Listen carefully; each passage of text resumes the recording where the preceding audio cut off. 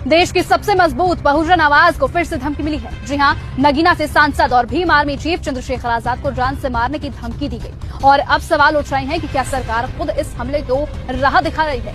क्या ये मिलीभगत नहीं है? और अगर नहीं है तो अब तक कार्यवाही क्यों नहीं की गई? रिपोर्ट्स के अनुसार खुलासा हुआ है कि सियासी षड्यंत्र, सिस्टम की चुप्पी और चंद्रशेखर आजाद की जान को मंडराता खतरा अब गंभीर रूप लेता जा रहा है। भारत में अगर आज किसी नेता से ज्यादा डर सत्ता को है तो वो है चंद्रशेखर आजाद। इस तरह की बात अब जनता खुद कह रही है। दलित, मुस्लिम और वंचित तबके की गूंजती हुई आवाज है, जिन्हें अब खुलेआम मार डालने की धमकी दी जा रही है। 10 दिन के अंदर सांसद चंद्रशेखर आजाद को गोली मारने की धमकी एक मोबाइल नंबर से भेजी जाती है और मैसेज में लिखा जाता है, जय भवानी, जय राजपूताना। लेकिन सवाल ये नहीं कि धमकी किसने दी, सवाल ये है कि केंद्र सरकार अब तक चुप क्यों है और क्या ये चुप्पी महज एक संयोग है या फिर किसी गहरे षड्यंत्र की परछाई? क्योंकि जब दलित, पिछड़े, मुसलमान और शोषित समाज से कोई आवाज उठती है, जब कोई रिक्शे वाला, ठेले वाला लोकसभा पहुंचने लगता है, तब सत्ता कांपने लगती है। इस तरह की बातें अब चंद्रशेखर आजाद के समर्थन में जनता खुद कह रही है और धमकियां उस डर की निशानी है। ध्यान देने वाली बात तो ये है कि चंद्रशेखर आजाद पर ये पहली बार हमला नहीं हुआ, उन पर पहले भी जानलेवा हमला हो चुका है और अब एक बार फिर से उनके खिलाफ जहर उगला गया है। BJP Chandrashekhar Azad time managing की 100वीं सबसे प्रभावशाली लोगों में शामिल है और देश की सरकार में Z+ सिक्योरिटी तक नहीं दे पा रही है।